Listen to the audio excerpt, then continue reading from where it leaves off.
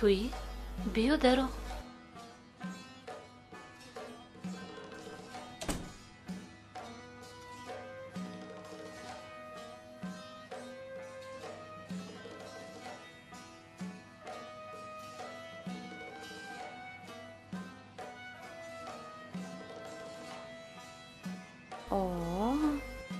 اینقدر رسم‌های زیاد انیس کشیده است آنها را. به فکرم ها. در رسم‌ها زیبا و در زندگی بی زیبا؟ نه بزیب نه، بلکه در رسم‌ها آب و رنگ زیاد دادند، ولی مرا برعکس میگویند. در زندگی زیبا نظر به رسم و نوارها. نه، تو به هر صورت زیبایی، ولی من اساس زیبایی را تنها در سیمای ظاهری نمی بینم. برای من زیبایی حیات، زیبایی تقدیر مهمتر است. ببین، در دنیا بهترین چهره ها پیر می شوند و به قطار دیگر پیرانسالان همراه می شوند. کسی زیبا و جوان نمانده است هنوز. از پای ظاهری انسان نشو پروینه، به باطنی کس نظر کن. برای چی مرا به نقطه نظر خودت جلب میکنی نازنین؟ آخر من خوشبختم، شکایت ندارم از زندگی. اگر تو خوشبخت میشدی فکر و نیتت تماما دیگر میشد. تو بر آن عقیده ای که من بدبختم؟ آخر تو خودت میدانی که روزگاری تلخ داره. در این خانه کسی به تو روی خوش ندارد. تو باشی همه را بخشیده میگردی، زندگی میکنی.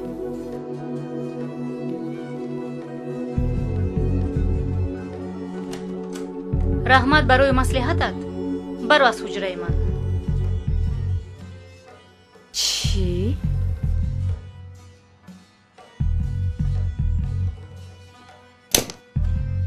تو خیلی نیرنگی زیاد داشته ای.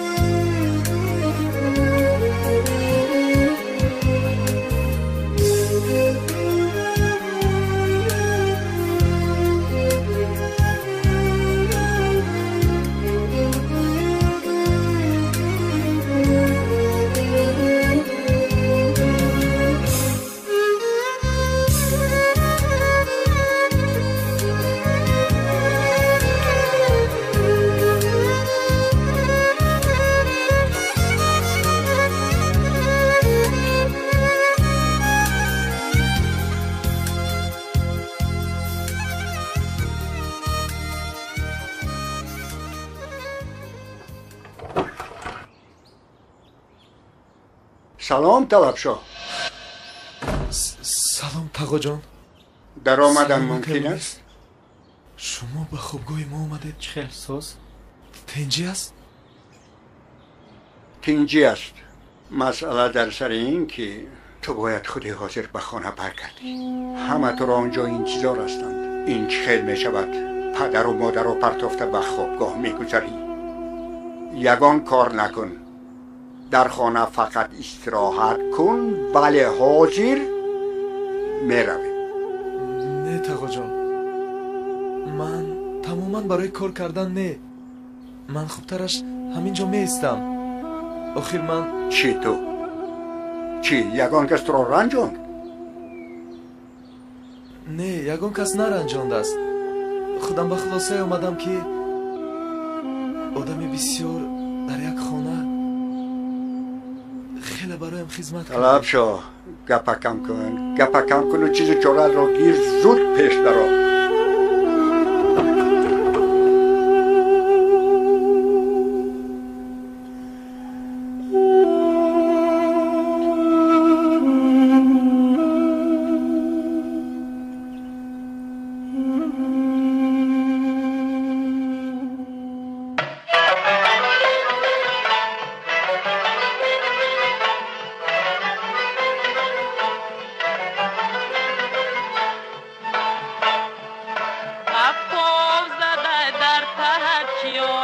بچمه خط آمده امروزی است کر بچمه خط آمده امروزی است کر بچمه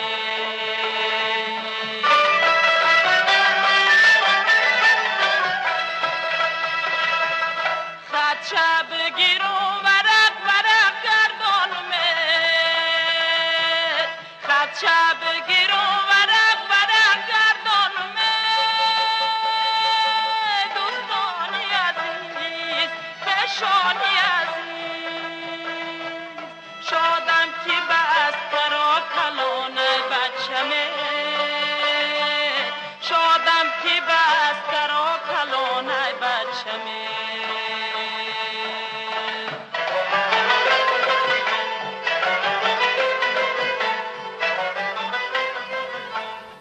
ظفر سلام علیکم. السلام علیکم. بردم бақувват мондои хизмат. رحمت تشکر. مرحمت خانه بی. رحمت می. بگم مسئله تشکیل بین بچه‌ها جمع میشین.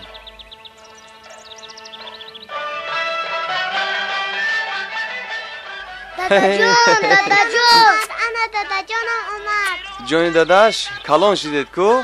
چو کردی؟ بولو بینت خیلی جزیر کرد در یگان جو افتیدی بچم؟ دا اون اوجا کو بچه جان کو؟ السلام علیکم. خیلی شد. ظفر جان رحمت بقوات پهلوان نه اوچا پهلوان شده پهلوان سلامتتون است.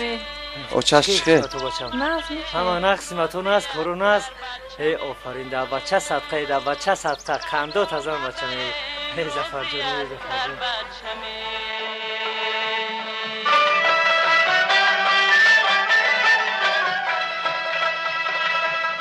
خط شب گیرو ورق ورق گردانمه خط شب گیرو ورق ورق گردانمه کودکات بیزار کردند. دادم کی میوید دادم کی میوید اقلا یک رسمم روی نکردی. خدمتو خوب گذشته نه میشه خیلی اگم عذاب نکشیدی و خیلی نه شرایطی خوب داشتیم عذابمی که شما رو یاد کردیم. انا خواهرکتم شوهر کرده را زندگیش خیلی باشه نه خبر میگیری؟ نه خبر بیشتر آمدیم زندگیش به حد نست عاقبتش بخیر شد بچم. سوریا بچم چای بیار. کلین بجون بچم ای در کلین صدقه کلین فقط فکرش دویم در شما. لیکن خواهش کرده بود که ظفر اومد در حال به خبرگیری هم بیاید. تو را بسیار هم یاد کرده است. من هم خیلی زیاد یادش کردم پگوی حتما به دیدارش میروم. در همین قدر مکتوب‌های روان کرده یک بار نپرسید که اوچه‌اش چی خیل است. بی وفا. مرحمت چای. اوچه‌ش در جوگاه میپرسیم. خیر ما میرویم دادا. همین روز سفر داره چی؟ بله همین روز ساعت 12. فوتبال ها؟ ها فوتبال دسته خودمون با دسته منتخب مسکو. چند روز میمونیتون در مسکو؟ 4 روز. خیر احتیاط کنیتون بچه با توپکتی به سرتون نزنن. خیر نصیب بازی است هر کار شدنش ممکن. خدا نگهبانتون باشد. صحت سلامت رفته بیاییتون. فرزندان درایت از بیبیتون دعا گیرید که ساق سلامت رفته بیایید. لیکن در بازی پرچم تاجیکستان باید بالافشان باشد. مالش انشالله.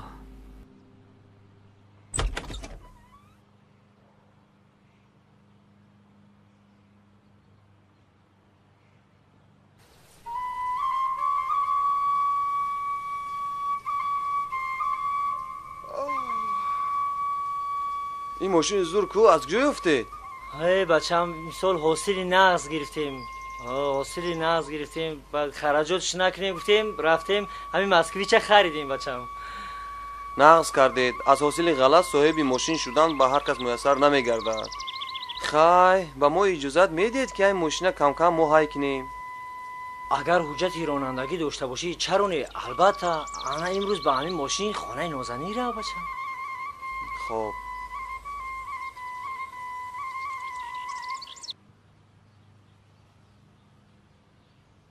ها؟ رفیق طلب شد؟ برگشتید کو؟ همون قدر گفتم نبیایم.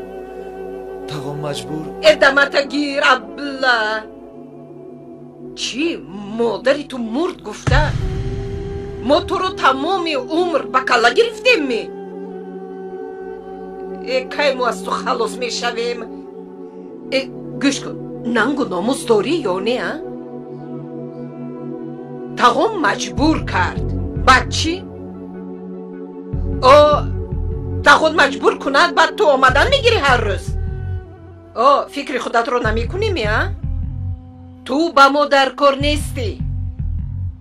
میفهمی؟ گم شو از اینجا. بشرت رو نبینم. برای چی شما اینقدر طلبشو رو بد میبینید؟ امانت آخر ایستد. مگر نان و نمک و یا جای و مکانی ما کم از این خانه؟ دختری ساده، تو نمیدونی که برای چی من طلبشو رو گنده میبینم؟ کمپیر به سلطان وصیت کرده است که بعد از فوتم میراث باقی مانده‌ام را قسماً به نام طلبشو گذرانید. اگر ما وی رو زودتر پیش کنیم از یادی سلطان میبراید. میراث کمپیر پوره به نام انیس و مونیس میگذرد. فهمیدی اکنون؟ اوچه آخر من در همین ساحه کار میکنم و شما یک زنی خانشین به من یاد میدهید؟ بدبینی شما بیهوده است. ببین به طور رسمی علاقه 30% میراثش را به نام طلبشو گذاشته است. چی؟ و این در بانک حجت شده است.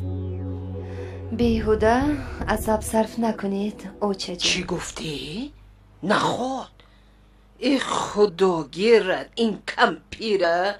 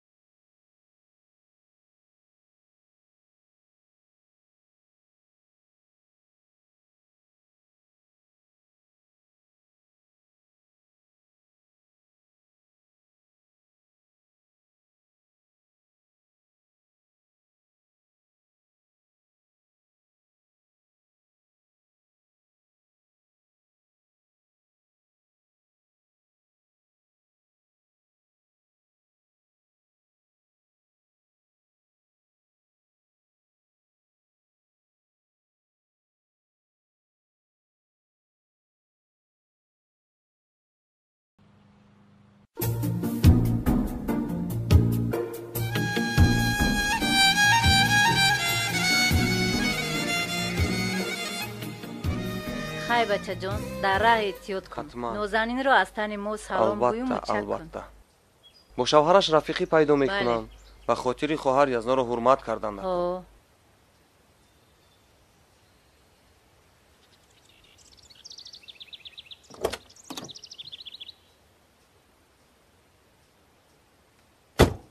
دادا جان خای با من یخماس بیار. با بچه ما یخماس بیار. خای بچم در شهر ماشین بسیار است. سراسیمه نشیده احتیاط کرده اید. نه چی سراسیمه میشوم؟ آیسته آیسته میروم. آمین. ساق سلامت برای خدای هم آفتا نگهبان باشه. ساق سلامت بیای. الله اکبر.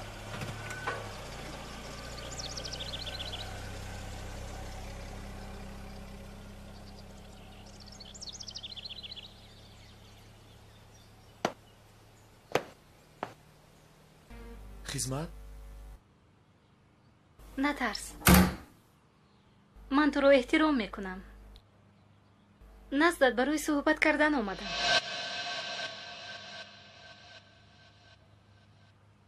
از مناسبت دغلانه نیسا خانم خیلی به تو رحمم آمد. بشین. تشکر برای غمخوری. من با شنیدن سخنهای قبیح او کیها عادت کردم. بخشش زیاد. من به اجازت یکی نیست با شما حق صحبت کردن ندارم. بهتر میشد که شما از این حجره میبر آمدید. پروا نکن. انیس مرا خوب میفهمد و باور هم میکند. من میخواهم با تو دوست شوم. بشین. نترس. انیس هم نیست. وی در سفری خارجی است. وی هم به تو باوری دارد. همیشه تعریفت میکند. فهمو. من هم او را احترام میکنم. ولی شما زودتر گپ زنید نیانگا. من گوش دارم. من مخلص برنامه های تویم. وقتی تو رو در این خانه دیدم باورم نآمد که تو اعضای همین عائله باشی. رحمت، باز هم عذر. اینجا جای قبل مخلصانی من نیست. من در حجره استقامتیم به کارهای شخصی بند می شوم. من نمیخوام که برای شما و برای من ناخوشی سر زند. شما میدونید که اگر نیسا خانم از صحبت ما خبردار شود چی نتیجه رخ میدهد. و تهمت زیاد میکند. طلب شو. من نیسا خانم رو خوب میدونم. نه او نه دخترش مرا چشم دیدن ندارند. همیشه سنگی ملامت بر سرم میزنند که من از دهات آمدم و خوراک گرم و لباسی نرم را هنوز ندیدم. میدونم. همش را خوب میدونم. آنها خیلی بیرحمند. به من نیز چنین رفتار میکنند. چی علاج؟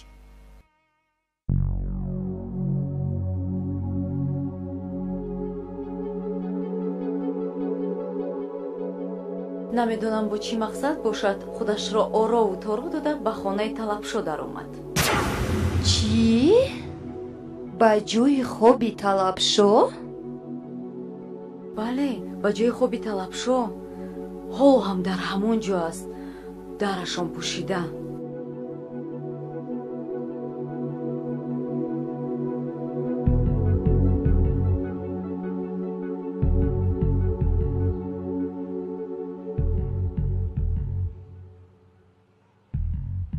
این بد اخلاقی کثافت همه رو به اتمام رسانیده. اکنون به فاحشگی دست میزند.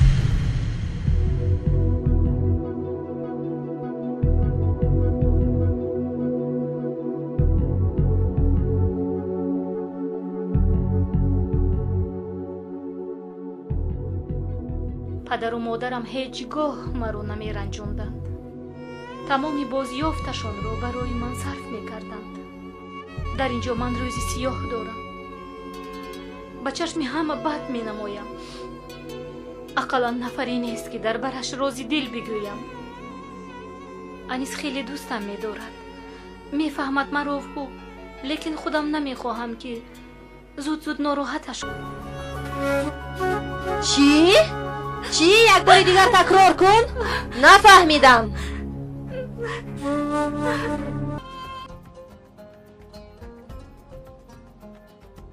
اکنون اجازت ده که من برگردم به خانه. مرا پزمانه. شین براحت باش. سراسیمه نشه. یگان وقت دیگر نصیب باشد. مهم دیدارت میسرم گردید. یگان روز دیگر به حضورتر آمده میشینم. شوهرت برگردد. از پسی من نبرم. به اهل خانواده سلامی گرمی مرا رسون. خیلی خوشحال و خوشبخت است گوی. خواهش میکنم پرویز و زیبا رو از نامی من ببوس. انا دیدی از چشمانت به اختیار اشک میبراید. باز میگویی که همش خوب است.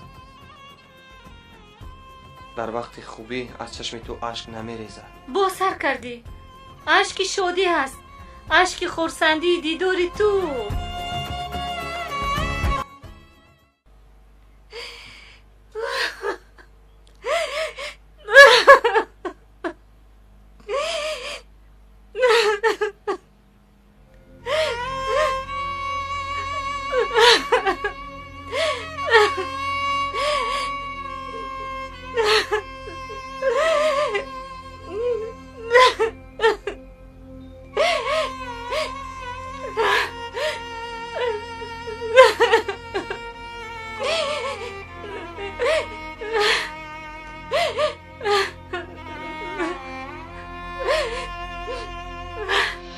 آه خدایا، به کجا نگاه میکنی که چشمت یک بار به این نمیرسد؟ دختر جانم، عزیزی دلم، جانم، از غم و اندوه تو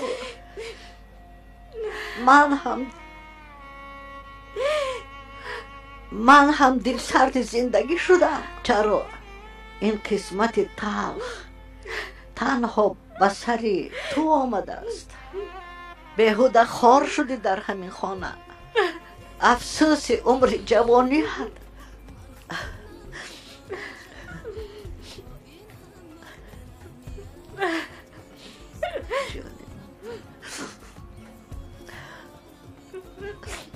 مرا ببخشید ینگا.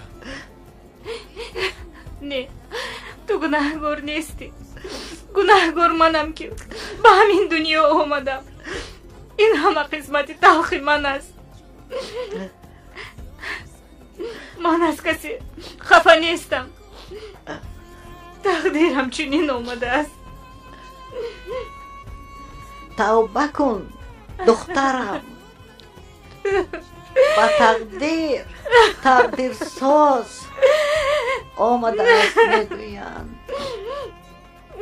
انا همین توی شوهرت عهده دارد که حیاتی خوب و آسایشته سازد بچم.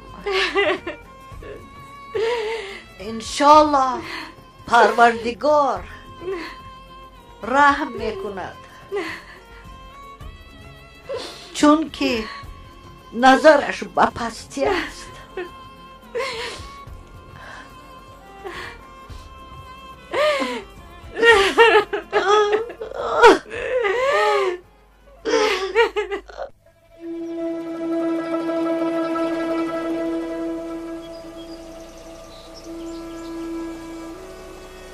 او کوزود برا بچم. با خیالم که بوی نازنین رو برده باشی.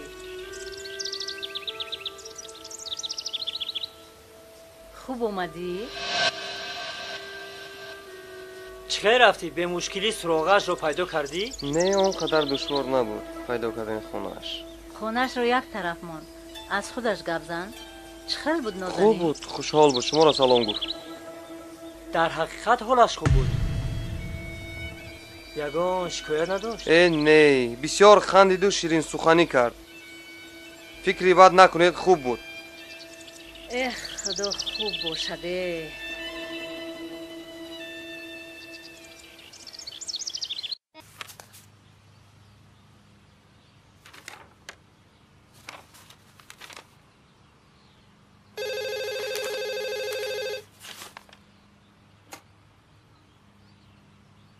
لبای و علیکم السلام. ساق و سلامت آمده رسیدند؟ صد بار شکر. عمر دراز بینید خواهر. خیر، میلش خوب، رحمت. تینجی است بیبی جون؟ تینجی است. یک خبر دارم. گویم یا نگویم؟ التماس فقط نگوید که خبری ناخوش است. حال مدارم نمانده است دیگر. نه، البته خبری خوش است. نخواد. اندی سومونیز از سفر برگشتم. بیبی جون. حالا در فرودگاه هم. حالا به خانه می آیند. اوه بیبی جان راست است. بله جانم. هزار رحمت. خیلی خرسند شدم. در فکرش بودم. سلام ای زندگی، ای یاری دیرین. مرا دل بستتر کن. اگر خواهی به شهر عشق رفتن، به چشم من سفر کن. این لحظه باشد مهمانان عالی قدر، روی صحنه ما یکی از جوانانی که واقعا هم قدم‌های اولین میگذارد در روی صحنه تاجیک به صحنه دعوت کرده می شود. جمشید کرامت، استقبال میگیریم.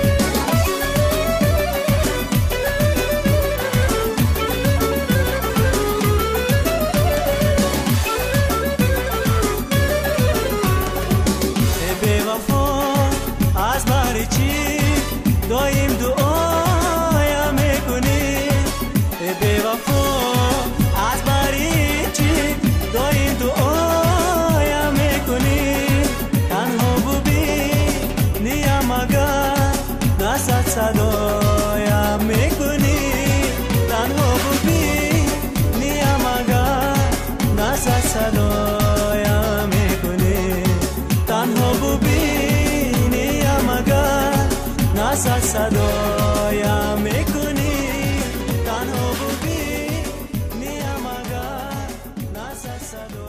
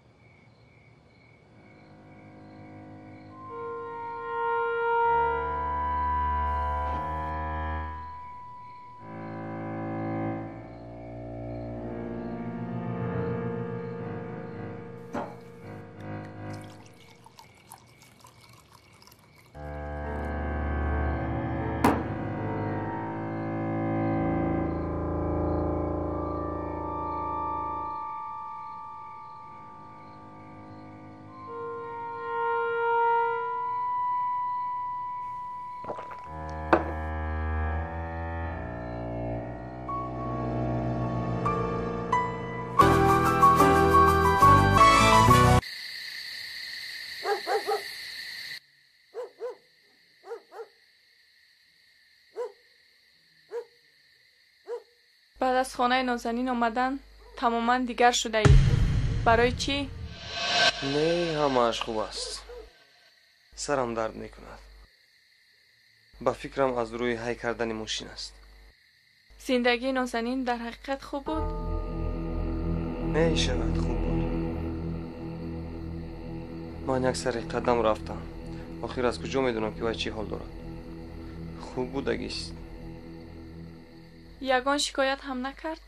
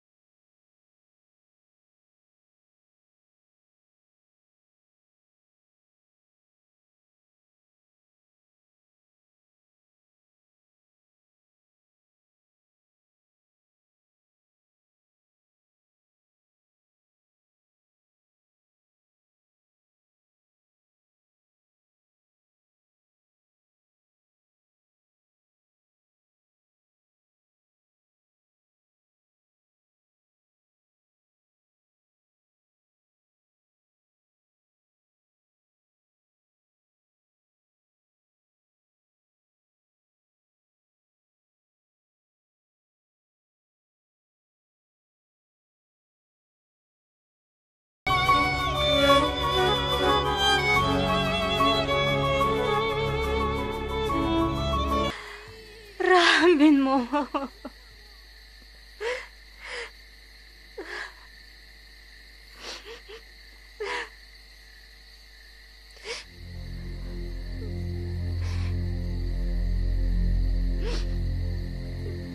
اوچه من نترسید من نازنین ها اوچه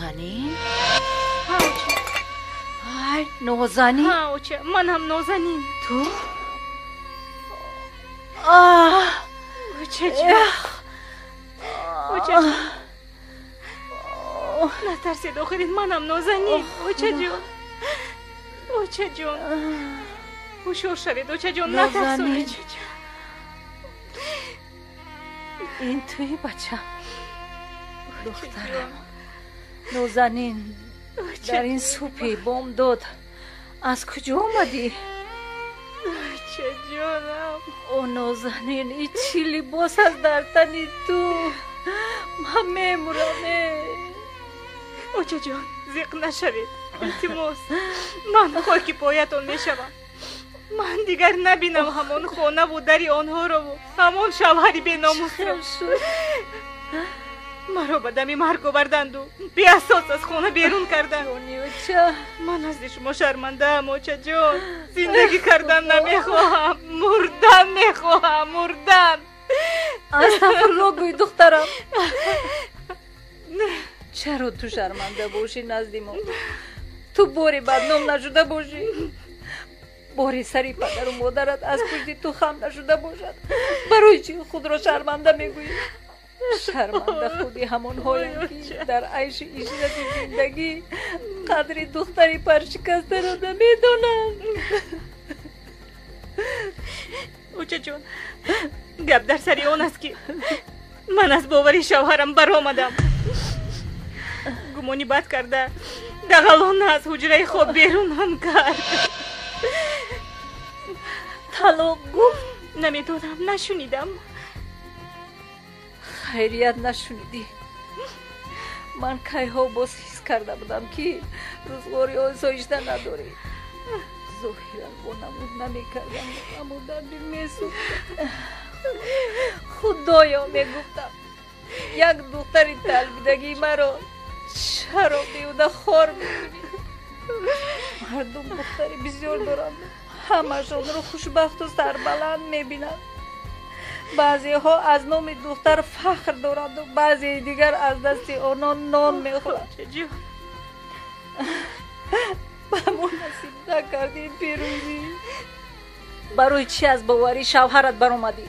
فقط راستش را گوی نازنین.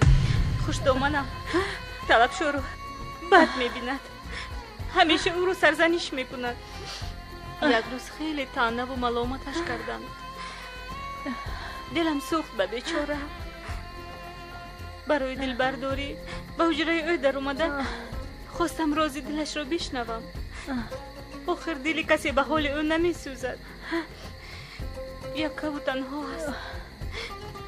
همین غمخواری رو انیس همچون خیانت به خود قبول کرده جنجال برداشت و مرا از خانه پیش برد. برای در آمدن به حجره طلب شو از شوهرت اجازت پرسیده بودی؟ نه، آخر وی مسکو به بازی فوتبال رفته بود. دخترم تو خودت گناهگاری. برای چی به اجازت شوهرت اختیاراً با حجره خواب مردی بیگانه می‌داری؟ اوچه، یکم این که طلب شو برای انیس بیگانه نیست، آنها چون برادرند. و بعد انیس برای معاشرت من با او یگان رشک و ضدیت ندارد، بلکه به گوش او هر سخنی بی جا و بی اساس رو بار کردند. من 30 سال است که تجربه اویله داری دارم. تو به هر حال گناهگاری. زنک در همه مورد به اجازت شوهر حق یک قدم به پیش و یا قفو موندن رو ندارد. از تجربه زندگی صدها مشاهده نمودم که زن صاحب اختیار با خود پسند خوشبخت نمی شود، چون که مردان این را دوست نمی دارند. برای مردان خیلی مهم است که از آنها اجازت بگیری و یا مصلحت بپرسی. نمیدونم، نه من آنها را آموختم و نه آنها مرا. زیغ نشو دختر جان، همش میگذرد. سر خم را شمشیر نمیبرد. سرت را خم گیرو خوب گفتن گیر. یک گپ می شود، لیکن پدر و برادرت را خبردار کردن لازم. این جایی به جایی ندارد. بیا دخترم، بیا خانه درآییم. یک کرته دیگر بپوش، همش خوب می شود. یک دم خوب کن که سحر می شود حاضر. گپ و خبرها بسیار در خانه. میدونم همه رو. همین عروس هم بی عقل بوده است. چی آخر جای خوبی طلب شو می درویی؟ بیچاره با کی دلش را خالی کند آخه؟ خوشتامنی ندارد که بار یک سخنی نیکش گوید. زنی هیوری ندارد که با او راز دل کند. مجبور می شود که با یک معامله پیدا کند. نه درست، من هم زید نیستم با کاری او، ولی به وضعیت نگاه کرده عمل کردن لازم است. медонад ки нисо хонуму бону ӯро чашми дидан надоранд. боз дар будани онҳо худро зери хатар мегузорад. мана кампир рӯзи дароз бекор рав дар пешаш нишаста рози дил кардангир охир. гапа дуруст аст. баъди ҷанҷол суҳбати бонуро бо модараш шунидам. ӯ мехоҳад ки анис бо занаш ҷудо шавад, аз нав оила барпо кунад. бону мегӯяд ки то нозанин аз ин хона дафн нашавад, корамро хуб пеш бурда наметонам. ин мурат ҳами бонуе? чӣ почаи нозанин дар кори ту бастагӣ аст? рав кор кун охир. аз рӯзи туй вақти бештарашро дар хона мегузаронадей. барои неш задан ба асаби ҳамин духтараки бечора аз қисмати ҳеҷ кас не, аз қисмати худат бин. шавҳарат на як бор худатро суроғ мекунад, на духтаратро.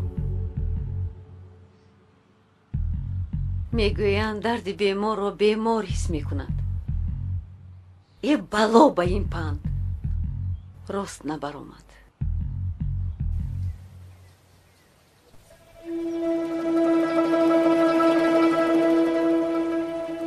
вале ту бачам зиғ нашав. дар зиндагӣ чӣ душвориҳое ба сари одам намеояд.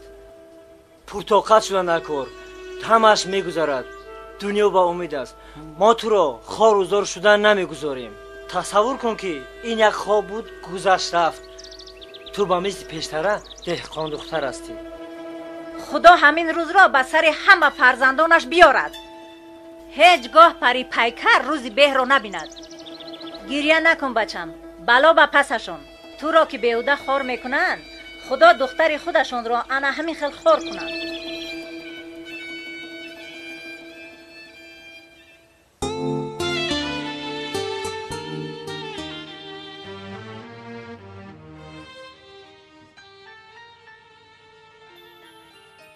ҳамин зани анисро чанд рӯз шуд намебинам. ё ба чашми ман намеафтад, ё аз ҳуҷрааш берун намебарояд. тинҷӣ бошада? ман ҳам чанд рӯз боз надидам ӯро. намедонам чӣ сабаб дошта бошад. ба фикрам боз қар карда шидааст дар ҳуҷрааш. акай анис хеле нозук кардааст ӯро. аз рӯзи туям ҳолу мунис барои ман як тӯҳфае ҳам накардааст. анозанин мегӯяд ки анис ҳар рӯз бароям як тӯҳфа меорад. як ба ҳуҷрааш рав, аҳволпурсӣ кун. фақат нагӯ ки ман равон кардам. маро он қадар дӯст намедораду хайр маҷбур меравам. ҳамон қадар ҳурмату иззаташ мекунам. болои ин боз ба ман ҳисси бадбинӣ дорад. рав бин ки машғули чист.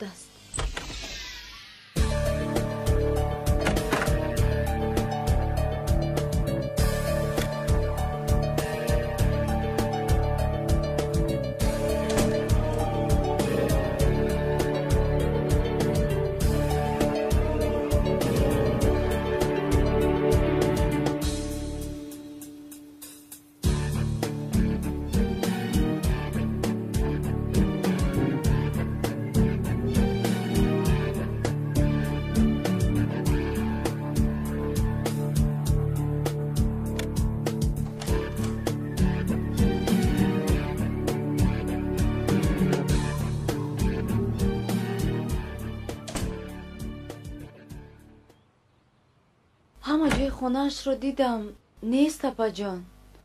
вай ният дошт бо ҳамроҳии анис ба сайру гашти шаҳр барояд. ба фикрам ба орзуяш расид. наход ба сайру гашт баромадана? аз ман напурсида? ҳоло истан бегоҳ шарманда карда мепартон анисро бо ин аҷӯзакаш. ба оши худ соҳиб шудан чӣ?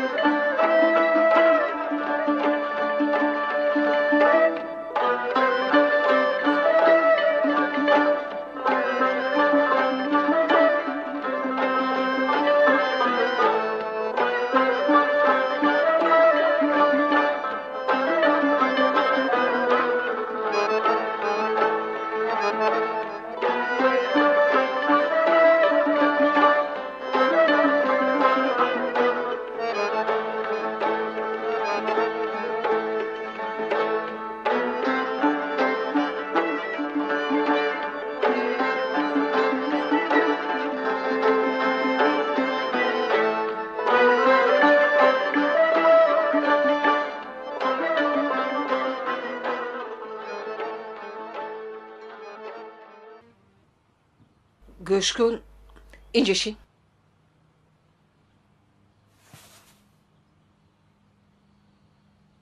زنت نمیتابد؟ در کجا است؟